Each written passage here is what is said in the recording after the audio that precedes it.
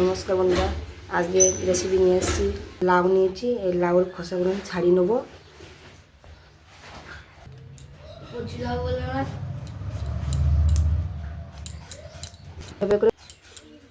এইভাবে করে খোসাগুলো সব ছাড়িয়ে নেবো আমি।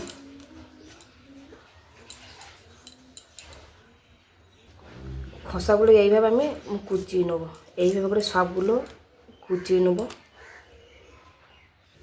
কেটে নিয়েছি, ওর সাথে একটা আলু দেবো। আলু এইভাবে করে আমি কুচিয়ে নেবো।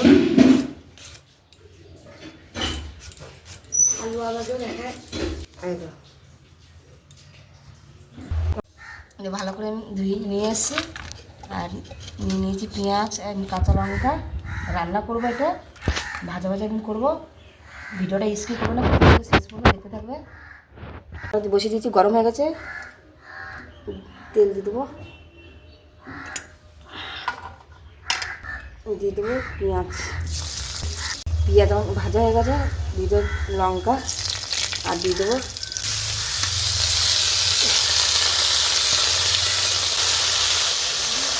স্বাদ মতো লবণ, দিয়ে দেবো হলুদ। এবার আমি নেড়ে চেড়ে ঢাকা দিয়ে দেবো।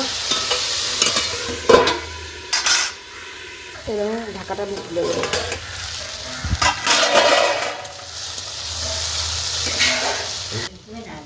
সামান্য চিনি ফেলে দেবো। খুন্তি করে হালকা করে তেল নিয়ে এই আলুটা ছড়িয়ে দিচ্ছি।